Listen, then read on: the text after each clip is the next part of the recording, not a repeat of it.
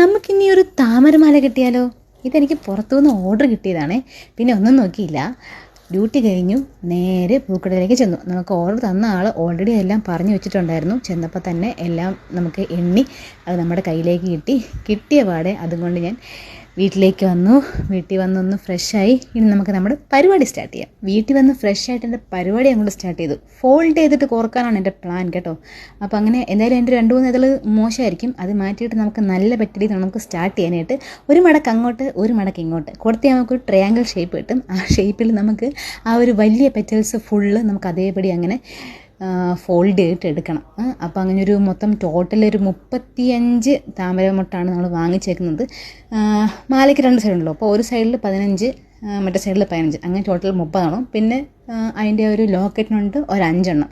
അങ്ങനെയാണ് ഒരു 35 എണ്ണമാണ് ടോട്ടൽ നമ്മൾ വാങ്ങിച്ചിരിക്കുന്നത് കേട്ടോ. ബൈ ദ ബൈ, ഞാൻ ശ്രീലക്ഷ്മി.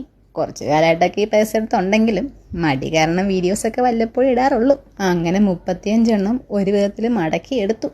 ഇനി സൂചി എടുക്കുക, നൂല് ഓർക്കുക, താമര എടുക്കുക, കോർത്ത് വിടുക. ഒരു സൈഡിൽ 15 എണ്ണം വെച്ചിട്ട് നമുക്ക് 2 സൈഡും ആദ്യമേ കോർത്തെടുക്കണം. ഇപ്പം തന്നെ സമയം ഒരുപാട് വൈകാൻ തുടങ്ങിയപ്പോൾ തന്നെ 10 മണിയായി.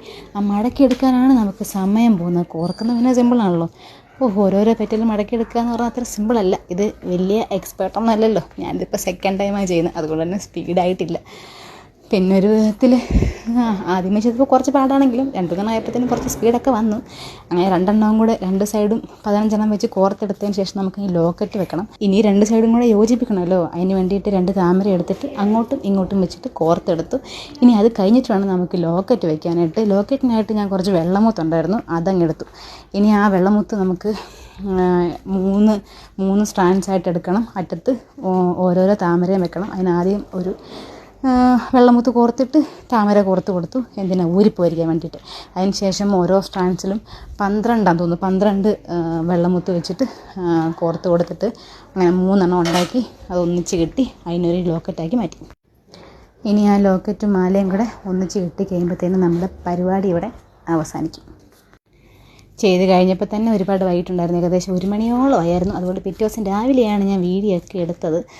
ആഹാ, ചത്തിട്ട് മാലയിട്ട പോലെ ഉണ്ട്. കൊള്ളാം. എന്തായാലും നമുക്കിനി ഇതും കൊണ്ട് അത് കൊടുക്കാനായിട്ട് പോകണം. നമുക്ക് ആളെ വിളിച്ചിട്ടുണ്ട്, ആളിപ്പം അത് മേടിക്കാനായിട്ട് വരുമെന്ന് പറഞ്ഞു. അങ്ങനെ ഞാൻ ആളുടെ അടുത്ത് എത്തി, ആൾക്ക് കൊടുത്തു. ആൾ കുറച്ച് ഷൈ ടൈപ്പായിരുന്നു.